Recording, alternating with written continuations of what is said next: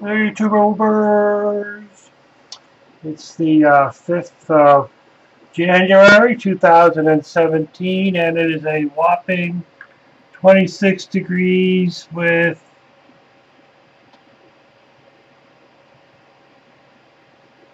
I don't think there's any wind. Maybe 13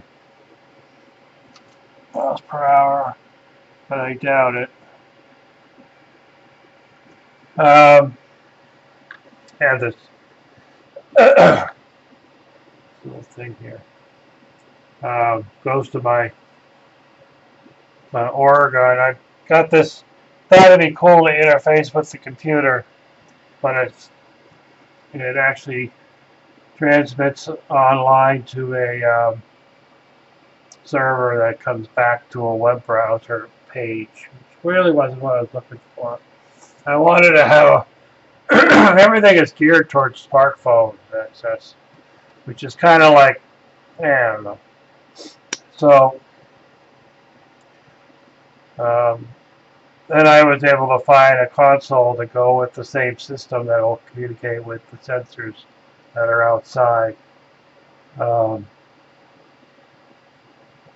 Amazon, but then they sent me a used crappy one that was batteries were leaking inside, so they refunded my money, and I cleaned it all out with baking soda and water and got it working. So I essentially got a free one, but the seller from Amazon, they should have looked at it.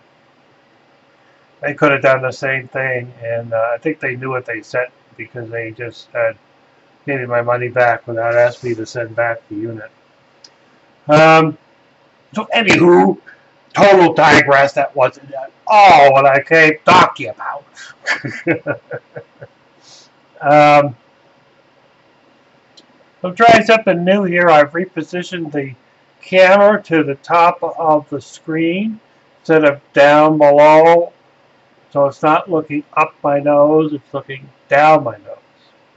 It does actually look better that way. I'm trying to get the camera in a place where my eyes aren't looking too far out of the picture.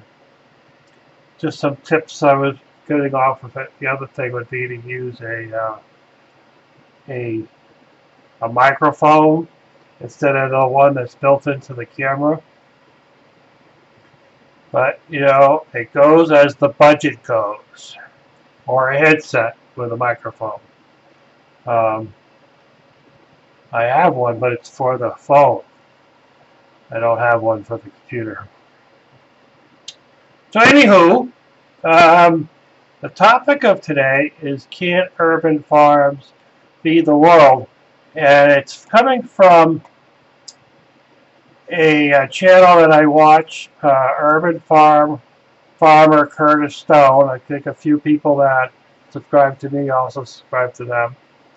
So he had a comment about, because that's what he teaches and he does, is he takes people's yards, essentially, and converts them into farms, and then he pays people for that rent, and they produce food that they turn around and sell. It's a really cool channel. They have a really great book. They have some classes. They're you start to watch Curtis for a while, you realize he's a pretty cool guy, and he gives a lot of people a lot of options about things.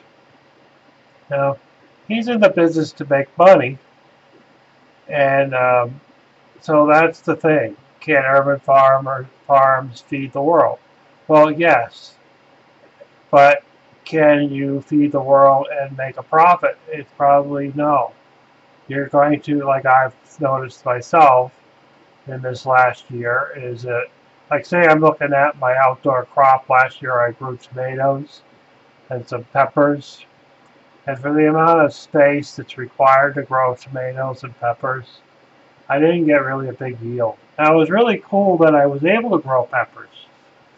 And because I never have really had much success in it. But it's not a cash crop.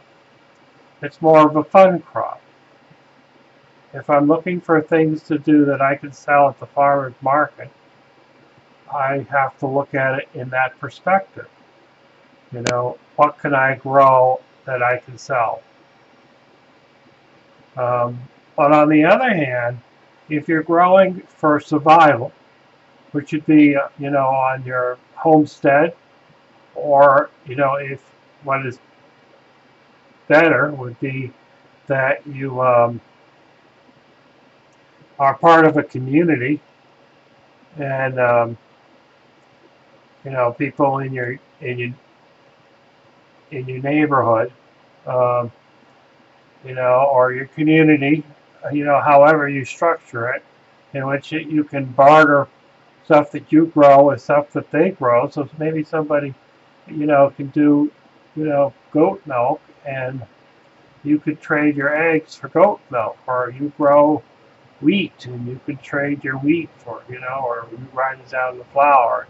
You know, there's a lot of opportunities for people that can do, you know, one product and then trade it with your neighbors. You know, now that's not technically may not be an urban farmer, because you're not going to have cattle or goats or even grains in a suburb, you know, or even the city. But there are crops you can grow on rooftops, and there are crops you can grow on your balcony, and there are crops that you can grow in a abandoned lot on your street, you know, that you could just work something out with the owner so that it's not filled up with trash, and grow food for the local nutrition. You know, if you're not growing for profit, and you can grow for nutrition, then you go to the needs of the people, and then you'll be growing some greens, and you'll be growing some tomatoes and cucumbers and potatoes, you know, carrots, root vegetables. I mean, there's things that you'd be growing food that people wish to eat or should eat and can eat. Because the should and the can may be two different things. You may be growing dakin. Not a lot of people like dakin. So, you know, it's a curious thingy. So I'm going to put a link to the bottom in here to this channel. I suggest you subscribe to him. He's 49,000 subscribers, but he's pretty good. I definitely recommend buying the book, even if you're not going to sell your product, because there's a lot of information in there about how to plan a harvest to be most productive. And he has a number of different, he has, you know, hundreds of videos.